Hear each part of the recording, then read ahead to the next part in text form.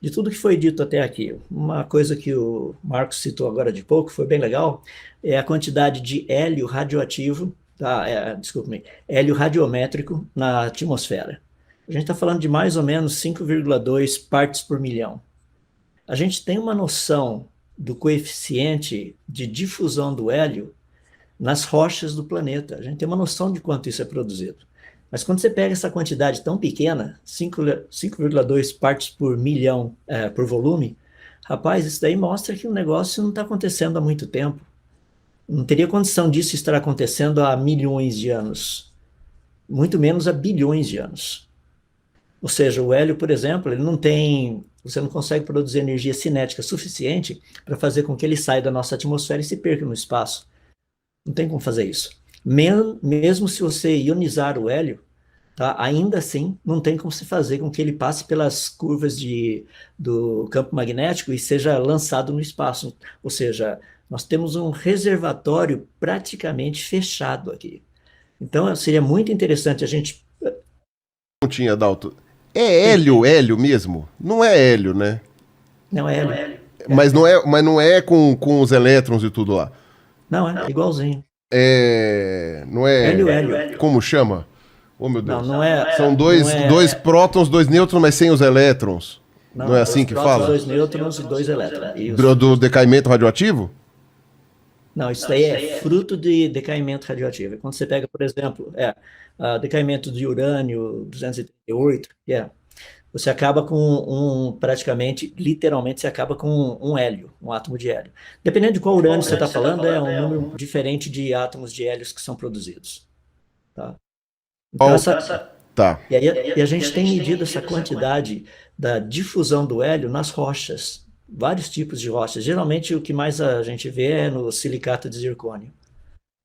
Tá? Então, ali onde você pega e vê o quanto que ainda está lá dentro, o quanto que já saiu. Então, dá para ter uma ideia de medir essa difusão. E esses valores que são extremamente pequenos de hélio na nossa atmosfera, sendo um reservatório praticamente, a gente poderia dizer, hermeticamente fechado, tá? Mostram que isso é um fator limitante. Esse sistema de decaimento e tudo mais, ou ele não está acontecendo nesses bilhões de anos, ou o planeta tem que ser jovem. Percebe? Isso é uma questão de fator limitante. A gente não está tratando absolutamente nada de religião, idades. Ou seja, tem uma quantidade de hélio na nossa atmosfera, a gente sabe de onde esse hélio vem, a gente tem os coeficientes de difusão nos vários tipos de rocha, e de repente se olha e fala assim, peraí, alguma coisa aqui não está batendo. Porque essa quantidade mínima de hélio na atmosfera, isso daí não faz sentido. Se o planeta é velho, como se diz, deveria ter muito mais hélio na atmosfera.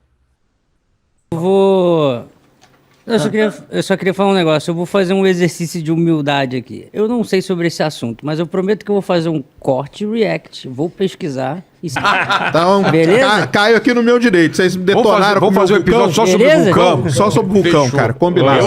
Aí sim. Pô, Até eu tô curioso. eu também não sei nada disso, viu, professor? Negócio de hélio, eu vou prometer que eu vou dar uma olhada e estudar Quero isso deixar aí. claro que vocês desmereceram aí quando falaram 3 centímetros por ano. Quero dizer que muita gente. Muita gente aí. 3 centímetros faz muita Faz diferença. muita diferença. Pra alguém, né? Pra Eu com alguém. 3 centímetros a mais eu faria um estrago, rapaz. Rapaz.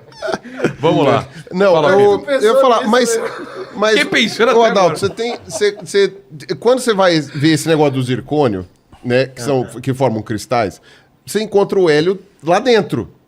Correto. E é aquela quantidade de hélio que vai determinar o princípio da... Você vai usar o zircônio para datar o que está lá dentro. Não, E aquela a gente pega o urânio, ele se Sim. transforma em chumbo. Então você pega o chumbo... Mas que está você lá não... dentro, Mas você... é uma- vai. Desculpa. Não, vai lá. Não, eu ia falar só que o urânio para o chumbo, ele é o último estágio. Você tem não sei quantos elementos intermediários de decaimento ali, não sei o que, não sei o que lá. E Mas é que a gente sabe do urânio até o chumbo, independente de quantos estágios tem, quantos átomos de hélio serão produzidos nesse processo. Exato. Então, E se é- você mede quantos E é assim que a átomos... gente sabe, e é assim que a gente sabe a datação do zircônio. É por isso que você... Congruência com a quantidade de hélio. Não tem por congruência isso com a que a quantidade gente- de hélio. Não, mas o que é legal é você medir a quantidade de chumbo que está lá dentro, então você sabe a quantidade de hélio que foi produzido, daí você mede a quantidade de hélio que ainda está lá dentro. Porque agora você sabe o quanto de hélio saiu. Daí você tem uma taxa, que são as taxas praticamente... Na atmosfera. Ah, tá, mas o que tá dentro do zircônio faz sentido. Sim, é por isso que você tem que medir o quanto... Por exemplo, senão não tinha como fazer a datação. Correto. Então, a datação é pelo então hélio. o que você está dizendo... Não, a datação não é pelo hélio, mas se ele está falando que a proporção de hélio dentro de um cristal de zircônio tem que ser proporcional ao tanto que decaiu do urânio para o chumbo, e isso daí não há uma incongruência interna dentro do cristal do zircão, então faz sentido. Não poderia ter uma incongruência interna, senão ninguém teria usado essa datação em nenhum momento. O que eu entendi é que o Adalto está falando é do hélio exterior ao zircão, que está na atmosfera, que está em valores muito baixos. O que acontece é que... E isso... por que, já que a gente está falando de bilhões de anos, por que não pode ser um hélio que saiu da atmosfera? Porque você está falando de uma camada tipo, qual a idade do hélio atual do planeta Terra que está fora do zircônio, não que está dentro do zircônio?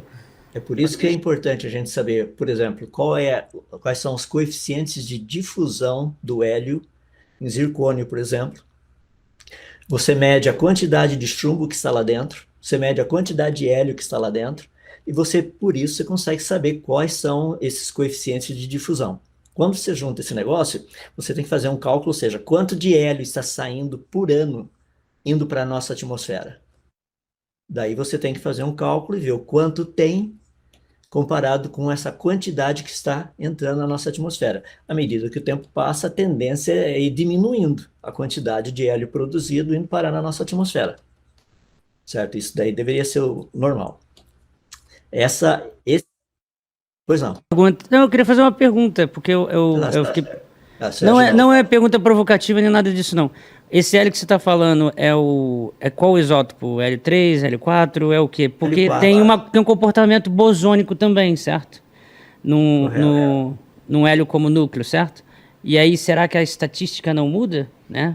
Principalmente pelos não, bósons? Porque a gente está medindo o átomo, a gente não está medindo literalmente como é que eu posso colocar isso? O comportamento. Tá? Essa é a diferença. Do átomo, né? É porque a estatística muda, né? Mas a gente está falando de hélio atmosférico. O Exato. comportamento Esse dele hélio faz diferença. Ele tem que vir de algum lugar. Hã? O hélio atmosférico, ele vem de algum lugar. Sim. Ele vem do decaimento muitas vezes. Né? A maior parte, pelo menos, eu imagino que tenha vindo do decaimento. Correto. Mas a manutenção dele na atmosfera é que me causa estranheza. Essa manutenção dele na atmosfera deve variar dependendo do tipo de movimentação que esse átomo faz na atmosfera. A questão é bem simples. Ele não tem energia cinética suficiente para sair da nossa atmosfera. Isso a gente sabe. Tá? Então, se não tem energia cinética, praticamente, para fugir da nossa atmosfera, isso significa que o hélio que está sendo produzido está sendo mantido na nossa atmosfera. Agora, a gente precisa saber... Então, se você pega uma terra muito antiga, a quantidade de hélio na atmosfera não está batendo. Está faltando aí conta. Isso é que eu quero ver, porque certamente isso não é vamos dizer assim, um questionamento novo. E certamente isso já foi levantado em algum lugar sobre uma possível explicação para isso.